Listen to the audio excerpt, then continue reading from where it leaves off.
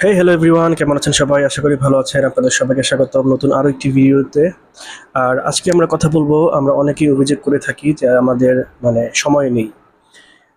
সারাদিন অনেক ব্যস্ত থাকি, কিন্তু আসলে আমাদের সময় খুবই কম, লিমিটেড। এই কারণে আমরা এক্সট্রা অন্য কোনো কাজ করতে পারছি না, বা আরও পার্ট টাইম কিছু এক্সট্রা ইনকামের ব্যবস্থা করতে পারছি না।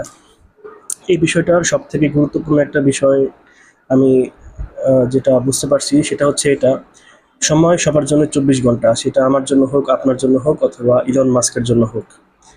পৃথিবীর 24 ঘন্টা একদিন, এক রাত, এটার মধ্যেই হয়ে থাকে।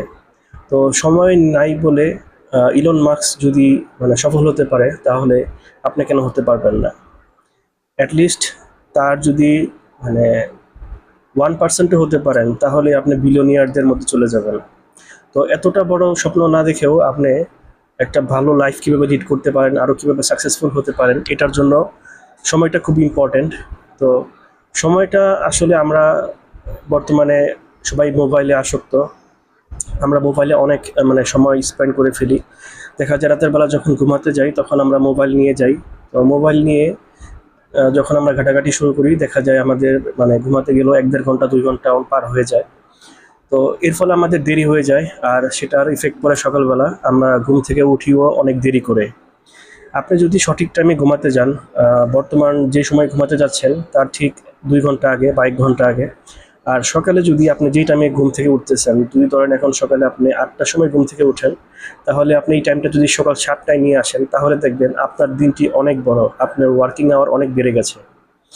তো যারা অভিযোগ করে থাকেন যে আসলে সারাদিনে সময় পাই না, বা আমাদের একদম বিজি শিডিউল সারাদিন, তারা সকালটাকে ইউজ করতে পারেন। সকাল যদি আপনি 1 ঘন্টা অথবা 2 ঘন্টা আগে উঠেন, তাহলে দেখবেন আপনার দিনটা অনেক লম্বা, আপনার ওয়ার্কিং আওয়ার অনেক বেড়ে গেছে।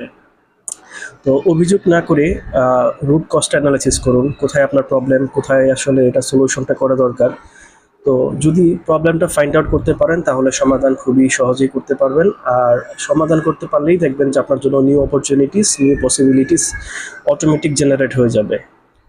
সো ব্লেম গেম না খেলে নিজেকে আরও স্মার্ট ওয়েতে ট্রিট করুন, নিজের উইকনেসগুলো ফাইন্ড আউট করুন, আর আপনার অপরচুনিটিসগুলো সঙ্গীর সাথে খুঁজে বের করার চেষ্টা করুন। তাহলে আশা করি আপনার ফিউচার লাইফটা ভালো হবে। আপনার যে প্রবলেমগুলো আছে সেগুলো সহজেই সমাধান হবে।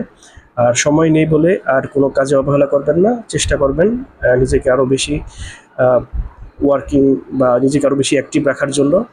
তাহলে দেখবেন আপনার জন্য নতুন নতুন বিভিন্ন অপরচুনিটিস অটোমেটিক্যালি আপনার কাছে চলে আসবে। তো দেখা হবে পরে কোনো ভিডিওতে। সে পর্যন্ত ভালো থাকবেন। C you. আল্লাহ হাফেজ।